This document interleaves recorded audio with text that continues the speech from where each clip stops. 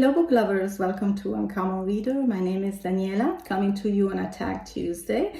And I have to thank Pat of Book Chat with Pat for tagging me in a very special tag that she created to celebrate an important milestone for her channel, 2,000 subscribers. So congratulations, Pat. You deserve them all and you deserve more. And I'm sure many milestones like these will keep on coming because you have such a graceful way to talk about your readings and your book recommendations, and we all enjoy watching your videos so much. The tag that Pat created is called the Booktube Community Joy and Gratitude tag. And I really liked the way she put it together. But before we begin, you may have noticed that I'm not in my usual spot where I'm surrounded by my books. I've actually had to find a brighter corner in my apartment because outside it's a very gloomy day. So I think also the lavender in the walls are very soothing. So let's begin. And we have prompts accompanied by a very special quote by different authors that are introducing the prompts. The first prompt is about joy. And Marcel Proust reminds us, let's be grateful to the people who make us happy. They are the charming gardeners who make our souls blossom. Of course, I have my computer here when I'm reading from. There are two prompts for joy. The first one is name an author whose books bring you joy, or discuss a specific book that made you feel joyful. So this is something funny about me is books that bring me joy are the ones from authors I really love, and I've grown to appreciate their writing style. So no matter what the subject is, it doesn't have to be a happy book. It could be actually a very gruesome or sad book, but I'm enjoying so much the reading process because of the language that they use or the style that I'm just in my little bubble, being in presence of someone that I really appreciate. So I can name you a few authors that bring me joy with their books. Jack London, Emmanuel Carrère, which I spoke about just a few days ago with my latest video. And from Italy, Italo Calvino is an author I always say I want to make a video about. There's so much to say about his style. And also a contemporary writer I really love, and I'm attached also because she is from my region in Italy, Ilaria Tutti. She's a great historic novelist, but also it's really good with thrillers. And some of her books have been translated in English as well. And as far as a specific book, I would say any book set in the city of Paris will make me happy and joyful because I'm obsessed with Paris. I think if I could choose a city to live in, I would pick Paris because when I'm there, I feel so happy in a familiar place. I don't know, I'm always thinking I must have lived a previous life in Paris. That was a really good one. And the second question on the joy prompts is discuss something about Booktube that you find joyful. I will have to copy Pat with this answer because of course the connections that we make through our channels, and not only with the people who follow us that are always so kind to leave a message, also the friendship that we are building among booktubers that are very special. And there's this interest in common, of course, that makes us bond very quickly. I look forward to what's to come for Uncommon Reader because it's really enriching to connect with like-minded people. The second topic is friendship. And we have a quote from Anne of Green Gables by Lucy Maud Montgomery. Kindred spirits are not so scarce as I used to think. It's splendid to find out there are so many of them in the world. How comforting, right?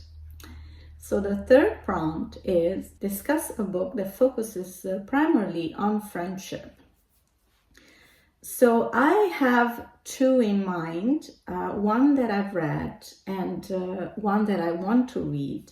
The first book is The Eight Mountains by Paolo Cognetti. I really like his writing. He's a mountain lover, so most of his books are set in a mountain location. And this actually is a story that's also been made in a movie, but I would definitely recommend reading the book first because you can probably understand more about this friendship that starts with these two men as young boys. One of them lives in a little village where the other goes on vacation every summer with his family, and they become friends, and throughout the years they will keep on building this friendship, but there will be an abrupt interruption of this friendship when they are sort of like teenagers, but they will rekindle their friendship as adults, and there are so many other developments in this story. It's also filled with silences, but understanding someone even without speaking, that's the beauty of friendship. And I think also the movie was really, really well done, but I think you understand more about the silences in the movie if you read the book. This is a book translated in English, as you can see from the cover here. The book that I want to read on friendship is quite a popular one from an Italian author, but also she's translated in English, and I think she's pretty popular in USA and other parts of Europe. I'm talking about Elena Ferrante with her My Brilliant Friend. In Italy, they also made a TV series I also haven't watched because I always say to myself, I want to read the book first. So this is called, I'm quoting here, a modern masterpiece from one of Italy's most acclaimed authors. My Brilliant Friend is a rich, intense, and generous-hearted story about two friends, Elena and Lila. Ferrante's inimitable style lends itself perfectly to a meticulous portrait of these two women that is also the story of a nation and a touching meditation on the nature of friendship. Through the lives of these two women, Ferrante tells the story of a neighborhood, a city, and a country as it is transformed in ways that in turn also transform the relationship between her two protagonists. Let's move on to a different topic, laughter. There's nothing like deep breaths after laughing that hard. Nothing in the world like a sore stomach for the right reason. And this is a quote by The Perks of Being a Wallflower by Chbosky, which I haven't read, so now it gets me curious. Thank you, Pat. Another great recommendation. The fourth prompt is discuss an author or a specific book that makes you laugh. So I have a few favorites, although I don't read a lot of humorous books. I should actually, but Oscar Wilde comes to mind with his wit and sophistication and deep meaning of what he writes. And also Alan Bennett, how could I forget him? Because he's the author which book I honor with my name, my channel name, Uncommon Reader. He wrote this novel that I find very brilliant, and I sort of read it in the period where I was really getting more and more into books during the pandemic. And so I have a special attachment with him. But if I have to name a specific book that made me laugh, it would be The Second Coming by John Niven. It's a very irreverent book. If you haven't read it, though, give it a try, because despite being irreverent, it's actually sending a powerful message. You gotta wait until the end, though. But so just briefly, In this novel, God goes on vacation for a couple of weeks and he leaves Jesus in charge of heaven. But he's really too busy because Jimi Hendrix is giving him guitar lessons, so he doesn't have time to look what's going on. So these 2 weeks where God is on vacation in real time are actually a few centuries, and when he comes back, he left when the Renaissance was in full bloom, and he comes back in the 21st century, and he's like, what's going on? His actually language is pretty explicit as well. He complains about, of course, the wars, the genocide, starvation in Africa, and also there's also this curiosity about popularity, TV, reality shows, and all these things were quite superficial. So what's going on with humanity? And he thinks to send Jesus back on earth. So Jesus, of course, is not in the mood because he's so happy with Jimi Hendrix playing guitar, but that will play a part when he goes back to earth. He's landing in New York, and he actually finds himself trying to help the poor communities of New York, and his best friends turns out to be basket cases, stoners or alcoholics, but somehow he's gonna use his talent as a musician. He has this brilliant idea because he's thinking, how can I reach a large number of people that I can talk to and spread the message of love when everyone is so busy with their own lives and there are just so many distractions in this world. His talent as a musician will come handy because he has this great idea of trying an audition for a talent show and they pick him, so he becomes a star, and that's the vehicle he will use for his message. But then other things will happen, and the whole book is very, very enjoyable. And then there's another book from this author I'd like to read that is called The Sunshine Cruise Company. A friend of mine read it and she said, you gotta read it, it's really, really funny. So maybe next year I'll put it on my TBR list. So the next topic is community. We cannot live only for ourselves. 1,000 fibers connect us with our fellow man. Herman Melville. Fifth prompt, discuss a book where the idea of community is important. So I immediately thought about The Help by Catherine Stockett, and I also watched the movie, a very young Emma Stone. She's a fantastic actress. I really like her a lot. So she plays the part of Skeeter, who is a 22-year-old who just graduated, and she returns to her house and home in Mississippi, and her mother is not really bothered about her being graduated. She really cares about her getting married, but Skeeter doesn't have any interest in getting married, and she's actually wondering why her nanny is not around anymore. 1962, they used to have maid of color, and she was missing her maid because she was the one actually taking care of her while she was growing up. But her mother didn't want to tell her what happened and why she left. So Skeeter didn't want to leave this alone, and she was very, very upset. So she started asking around and approached some of the black maids that lived in a family she knew.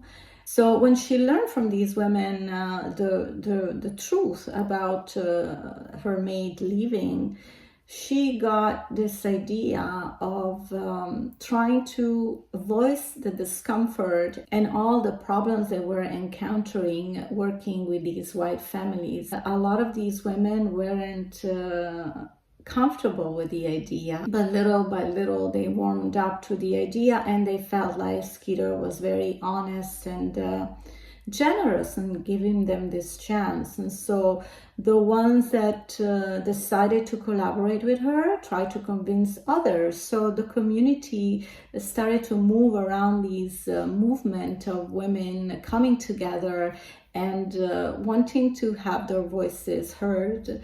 And so this also changed the mindset of the town. I think it was a very beautiful, important story, also told with a certain lightness and irony that's very heartwarming. So this is my choice. And the sixth prompt is discuss a communal reading experience that you have had. I did recently a buddy read with my Italian channel, with another channel from Italy, and we read together Memoirs of a Dutiful Daughter of Simone de Beauvoir.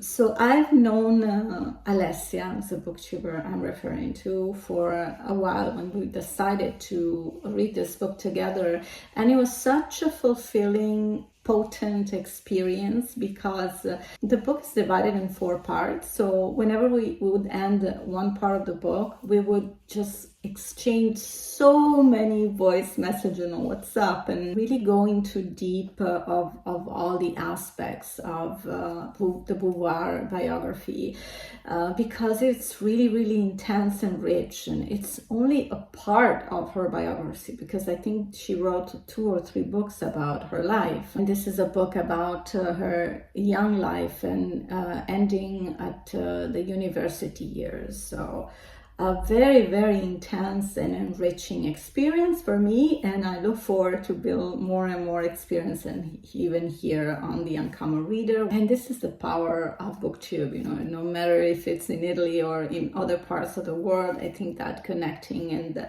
discussing books that really makes us think and inspire us is just amazing. The final topic is gratitude, and William Shakespeare wrote on the 12th night, "I can no other answer make but thanks and thanks."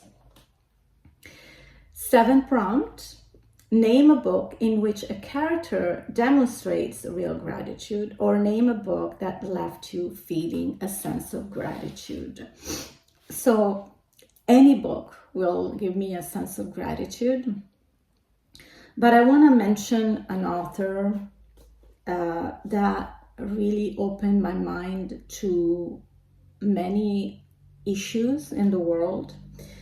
And her name is Azar Nafisi. I just finished reading Reading Dangerously. I have my Italian copy here. And in this book particularly, she talks about the power of writing as a freedom expression, of course, but also for readers. The freedom of reading is important.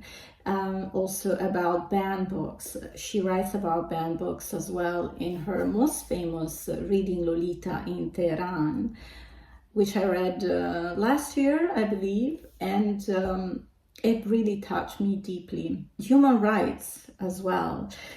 She's a very powerful author, and stay tuned because on Friday I'm going to share a video on this book, and also because I had the pleasure of watching her live, giving an interview during a book festival in September. She came to Italy to receive an award, and she spoke about what inspired her to write this book. So stay tuned. I'll be back on Friday talking about this special author that makes me grateful. She speaks about the powerful message of reading that opens your mind and makes you think and makes you doubt what others tell you, especially, leaders. So there's a sense of gratitude when also books talk about books. It makes you curious to keep on reading and discovering new authors that have something important to say, or a witness of something that happens in our world that we need to know. We need to be aware. Finally, the 8th prompt is to tag and spread a sense of joy and gratitude, which I will do. I will think through, and I will tag a few booktuber friends. And of course, if you're watching this, Pat will be happy to tag you as well, as she said. So no matter who you are, you want to do this tag, do it in honor of Pat. So I'm really grateful to you, Pat. Thank you so much. And grateful for you who have been watching this video today. I look forward to see you here back on Uncommon Reader, speaking about Azar Nafizi on Friday. In the meantime, happy reading and ciao!